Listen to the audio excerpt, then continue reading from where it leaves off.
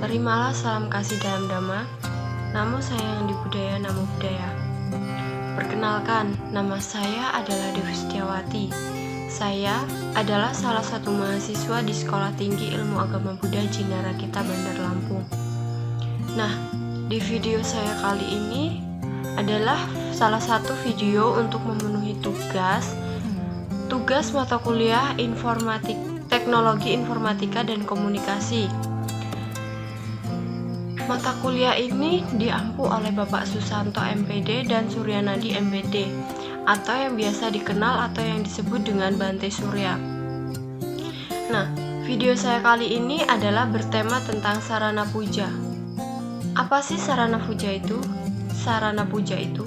Nah, baik, di sini saya akan langsung saja menjelaskan tentang sarana puja. Nah, dalam agama Buddha, puja bakti dalam agama Buddha dibutuhkan sarana yang baik, yaitu berupa fisik material maupun non-fisik. Sarana fisik meliputi arsitektur sebagai wadah aktivitas, alat-alat puja bakti berupa lilin, dupa, gong, buah, bunga, dan lain-lain, serta atribut lainnya seperti jubah pemimpin kebaktian dan sebagainya.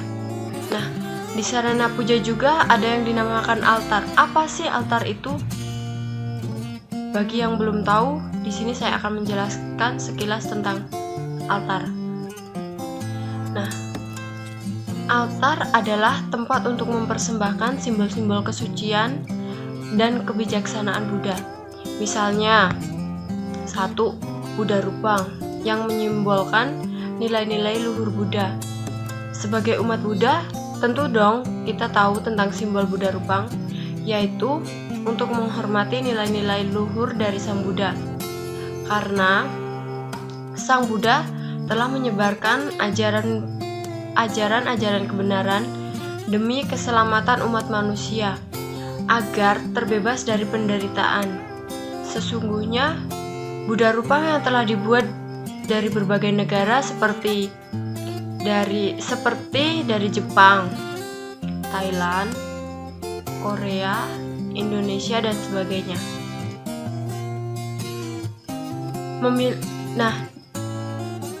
Buddha Rupang yang telah terbuat dari dibuat oleh negara-negara berikut memiliki nilai-nilai luhur yang sama.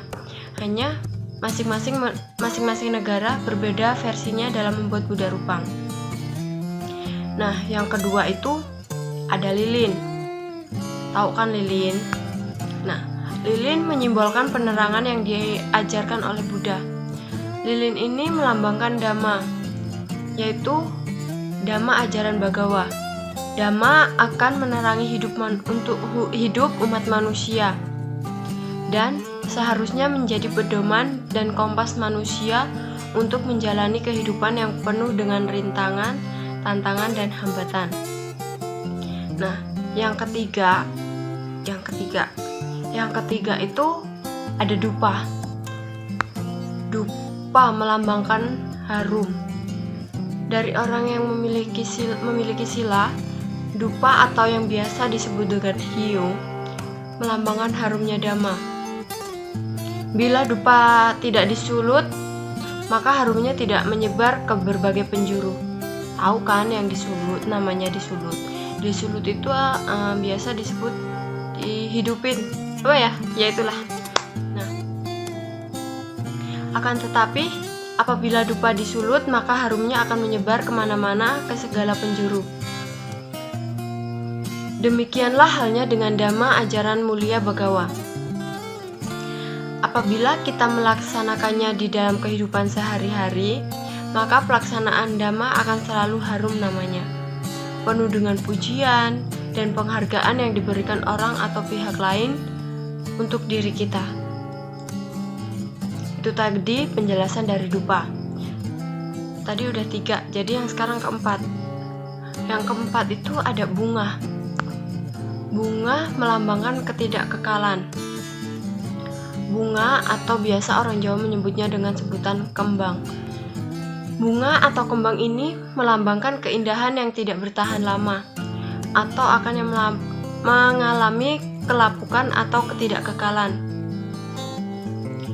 Dengan memperhatikan bunga, seyogiannya kita memahami ajaran tentang ketidakkekalan, seperti kecantikan, kedudukan, kepandaian, keahlian, kekayaan, martabat, jabatan, dan lain-lainnya adalah tidak bertahan selamanya, akan mengalami perubahan pada saat tiba. Jadi, semua itu, kecantikan, kedudukan, kepandaian, keahliannya, intinya semua tadi yang sudah saya sebutin itu tidak akan bertahan lama. Semua itu akan lapuk atau akan mengalami perubahan. Tapi semua itu akan mengalami perubahan pada waktu yang pada saatnya yang sudah tiba, pada waktu yang sudah tiba. Oleh karena itu, bunga yang dipersembahkan ke atas altar Buddha adalah sebagai alarm kehidupan bagi kita, di mana suatu saat apa yang kita miliki dan yang kita harapkan tidaklah dapat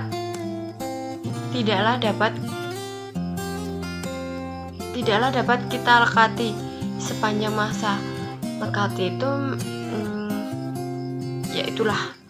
lekati sepanjang masa. Dengan demikian, kita harus menghindari keangkuhan, kesombongan, dan tinggi hati. Kita harus menghindari itu ya. Kita harus menghindari keangkuhan, kesombongan, dan tinggi hati, karena semuanya akan berpisah. Tadi udah keempat, sekarang yang kelima. Kelima itu ada air. Tahu kan air? Pasti tahu. Nah, air ini melambangkan pembersihan dari segala kekotoran. Air melambangkan kesucian, kesetiaan, dan kejujuran. Air berguna untuk membersihkan sesuatu.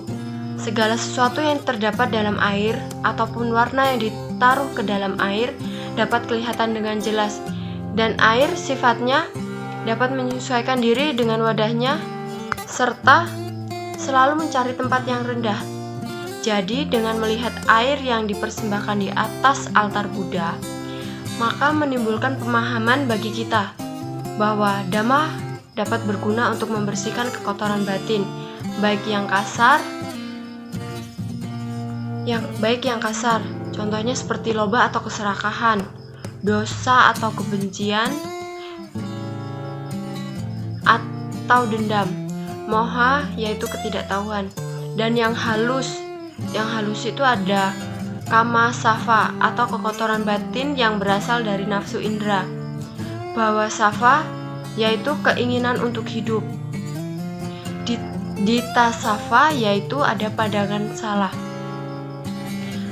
dan ada avijja safa yang disebut dengan kegelapan batin. Orang yang melakukan kesalahan dan pelanggaran Dhamma dapat diketahui. Orang yang mengerti Dhamma dapat menempatkan diri dimanapun mereka berada. Orang yang mengerti Dhamma adalah orang yang rendah hati, tidak angkuh, dan tidak sombong. Tadi sudah 5 ya, sekarang 6. 6 itu ada buah. Buah melambangkan perwujudan rasa hormat kepada Buddha. Buah-buahan ini melambangkan dari suatu perbuatan atau keberhasilan atas segala usaha yang telah dilaksanakan. Setiap perbuatan atau usaha yang dilakukan suatu saat nanti akan membuahkan hasil atau suatu akibat. Nah, berbuat baik akan berakibat kebahagiaan, kemujuran atau berkecukupan atau kaya, sedangkan berbuat kejahatan akan berakibat penderitaan, kesialan atau serba kekurangan. Segala sesuatu yang akan diterima bila tepat pada waktunya, maka akan menjadi kenyataan. Untuk itu, manusia dituntut ketenangan dan kesabaran dalam menunggu kenyataan tersebut. Nah, baik, itu tadi sarana puja yang ada di dalam agama Buddha yang bisa saya jelaskan secara singkat. Semoga video saya kali ini bermanfaat bagi kalian yang membutuhkan. Dan saya meminta maaf apabila banyak kesalahan kata, banyak kesalahan dalam penempatan kata. Saya akhiri, selamat pagi, namo saya di budaya, namo budaya.